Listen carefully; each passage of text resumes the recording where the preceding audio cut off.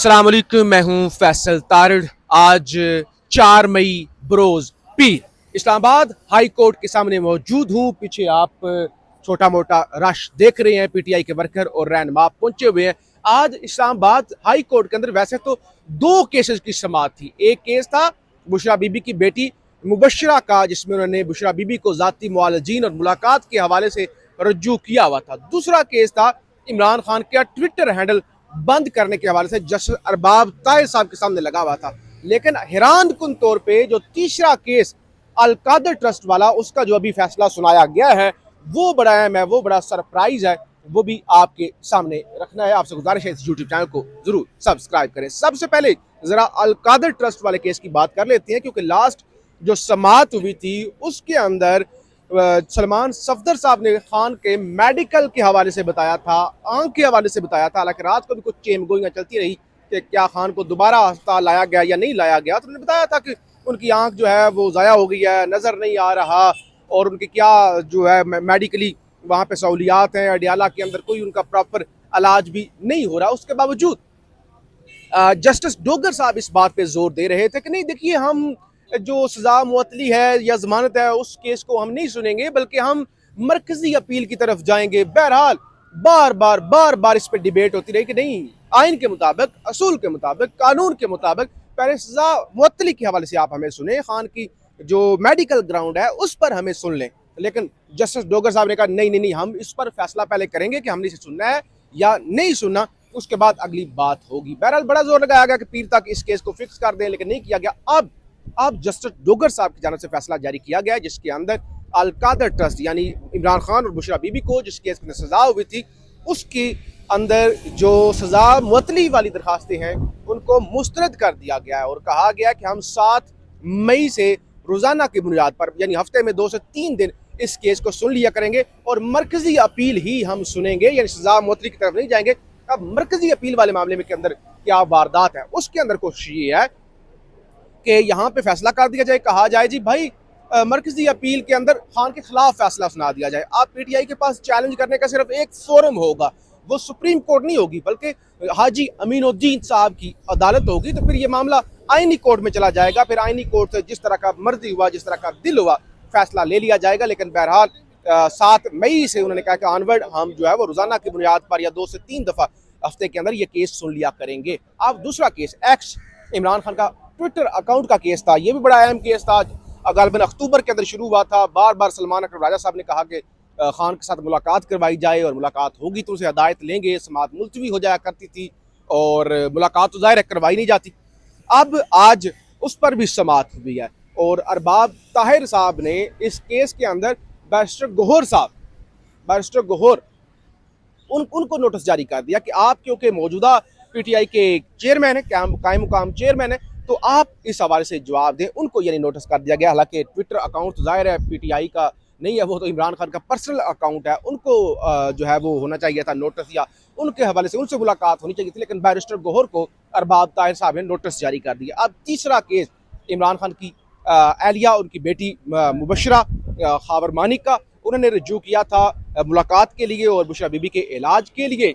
तो उस केस की भी समाअत हुई है, और उसके अंदर अदालत ने यह हुक्म दे दिया है कि 2 से 3 दिन के अंदर अंदर बुशरा बीबी के साथ इनकी मुलाकात करवाई जाए, और अगर नहीं करवाई जाती तो फिर अदालत से रजू किया जाए। तो इससे पहले भी आपको पता है यही अदालत बार बार जो है हुक्म दे चुकी है मुलाकातों के हवाले से, लेकिन मुलाकातें तो होती नहीं है। तो ये जनाब सूरत हाल है, आप देख सकते हैं। यहाँ पे कोई बहुत बड़ी तादाद तो पीटीआई के रहनुमाओं की नहीं है, चंद एक ही रहनुमा हैं, और यहाँ पे अब ज़ाहिर आपको इस्लामाबाद में जो बारिश है वो भी शुरू हो गई है। तो इस तरह की सूरत हाल बनी हुई है। ज़रा आगे आए, ज़रा और भी आपको दिखा लेता। कुछ लोगों को होता है पता नहीं क्या प्रोपेगेंडा हो रहा है, और यहाँ पे जो है वो आप देख रहे हैं आज को बहुत ज़्यादा इंतजाम नहीं है। इस्लामाबाद जो पुलिस है वो ही है। लास्ट टाइम तो हमने देखा था यहाँ पे रेंजर्स भी बड़ी तादाद में थी और इस्लामाबाद पुलिस भी थी। तो आज के बहुत ज़्यादा पीटीआई के रहनुमा यहाँ पे नहीं आए, और वकला की भी एक बहुत कम तादाद है। जिस दिन करीमा खान शिकवा करती हैं या फिर सलमान अकरम राजा साहब जो है वो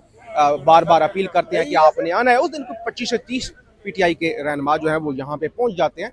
अदरवाइज जो सूरत हाल होती है वो तो आपके सामने ही है। जी, पीटीआई के वकील फतेहुल्लाह बरकी हमारे साथ मौजूद हैं। बरकी साहब, 3 केसेस की समाअत हुई। सबसे पहले तो अल-कादर ट्रस्ट है, जिसके अंदर सलमान सफदर साहब ने अदालत को बताया था कि खान साहब की आंख का भी इशू है और अडयाला में उनका इलाज भी नहीं हो रहा। सबसे पहले सजा की सस्पेंशन के हवाले से केस सुना जाए, और आम कल्चर भी यही है कि सबसे पहले सजा होती है, सस्पेंशन के लिए अदालत से रुजू किया जाता है, फिर मरकजी अपीलें चलती हैं। लेकिन डोगर साहब ने अभी हुक्मनामा जारी कर दिया, वो कहते हैं कि मरकजी अपील सुनेंगे।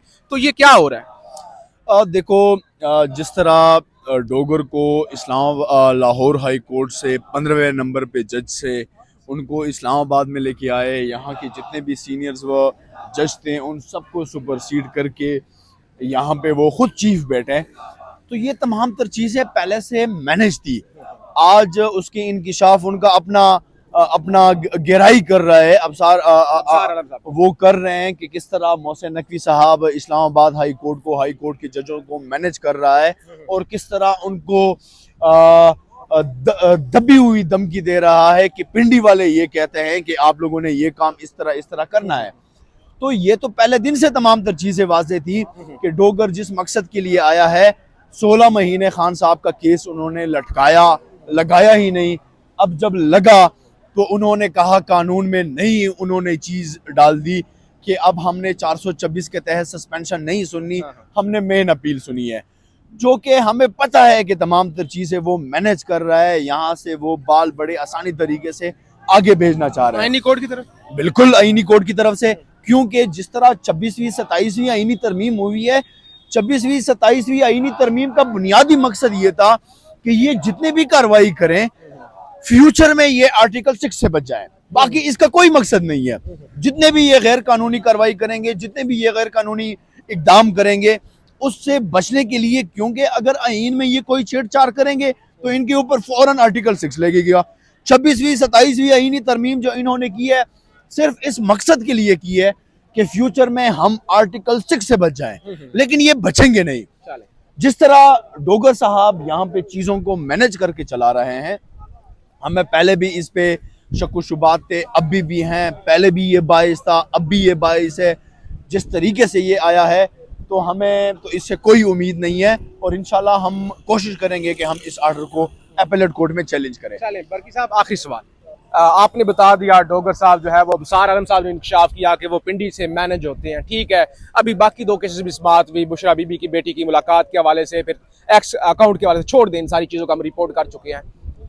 जब एक तरफ अदालतें मैनेज हैं, आपने बता दिया कि जज पिंडी से मैनेज हो रहे हैं, तो ऐसी सूरत हाल में पीटीआई जो पाकिस्तान की सबसे बड़ी जमात है, उन्हें तो बड़ी भरपूर इसके खिलाफ मज़ामत करनी चाहिए। लेकिन हम देख रहे हैं ये इस्लामाबाद हाई कोर्ट के बाहर कोई आधी दर्जन वर्कर हैं और 2 से 3 वकील यहाँ पे नजर आ रहे हैं, तो वो इतनी सीरियसनेस नहीं। अगर एक तरफ से इतनी मैनेजमेंट है तो उस तरफ से मतलब कुछ सीरियसनेस नहीं है। बिल्कुल आप ठीक कह रहे हैं। अब जो आप नज़र आ रहा है ये ऑलमोस्ट एंड हो चुका है। हमारा वर्कर, हमारे लीडरशिप आए हुए थे, लेकिन मैं साथ में ये भी वाज़ेह करना चाहूँ कि मैंने बज़ाते खुद मैंने बार बार ये कहा है कि जो वज़ीर कानून है आज़म नसीर तारड़ साहब, वो जिस तरह चीज़ों को मैनेज कर रहा है, जिस तरह वो बार्स को मैनेज कर रहा है, बहैसियत पार्टी हमें फोकस अगर करना चाहिए तो हमें अपने बार इलेक्शन पे करना चाहिए, अपने सुप्रीम कोर्ट के बार के इलेक्शन पे करना चाहिए, अपने हाई कोर्ट के बार के इलेक्शन पे करना चाहिए, ताकि हम तमाम तर चीज़ें जो हैं वो प्रॉपर तरीके से हम आगे लेके जाएं। लेकिन यहाँ पे मौजूदा इम्पोर्टेड हुकूमत, 17 सीटों वाली हुकूमत ने जिस तरीके से Islamabad high court, supreme court bar council, Islamabad bar council, district bar council और फिर पाकिस्तान बार कौंसल के जो हमारे 5-5 साल के मेंबर होते हैं, उसमें से जिन्होंने फॉर्म 47 और फॉर्म 45 वहाँ पे किया गया, तो ये तमाम तर चीज़ें जो इन्होंने की है, इस सारी चीज़ों पर मैं ये कहूँगा कि ये सरासर आर्टिकल 6 की खिलाफ वर्जी कर रहे हैं और ये आर्टिकल 6 के मुर्तकिब हैं, और ये इंशाल्लाह आर्टिकल 6 इनके ऊपर लगेगा। बहैसियत पार्टी हमें ये चाहिए कि हमें प्रॉपर ऑर्गेनाइज होके इन तमाम तर चीज़ों को इसी तरह लेके जाएं जिस तरह ये प्रॉपरली प्री प्लान करके सारी चीज़ों को लेके जाते हैं। लेकिन इंशाल्लाह ये जो भी करें, जिस हद तक भी जाएं, जहाँ तक भी जाएं, हमने इनका पीछा नहीं छोड़ना। खान ने कहा है कि मैं अगर अकेला भी रह जाऊँ, मैंने फिर भी इन जालिम और जाबिरों को नहीं छोड़ना। और इंशाल्लाह हम खान के साथ डट कर खड़े हैं और हम इन जाबिर और जालिमों का हर सूरत मुकाबला करेंगे चलें इंशाल्लाह। बरकी साहब, बहुत शुक्रिया। एक आर्टिकल जो खान के साथ वफादारी नहीं कर रहे उन पर भी लगना चाहिए, क्योंकि यहाँ पे लोग तो होते नहीं हैं। फीडबैक जरूर दीजिएगा। पाकिस्तान जिंदाबाद। इस्राईल का दुश्मन ईरान तैयार। इमरान खान जिंदाबाद। इमरान खान जिंदाबाद। इमरान खान जिंदाबाद। इमरान खान जिंदाबाद। कैदी नंबर 804 जिंदाबाद। कैदी नंबर 804 जिंदाबाद। कैदी नंबर 804 जिंदाबाद। पाकिस्तान तहरीक-ए-इंसाफ जिंदाबाद। पाकिस्तान तहरीक-ए-इंसाफ जिंदाबाद। इमरान खान जिंदाबाद।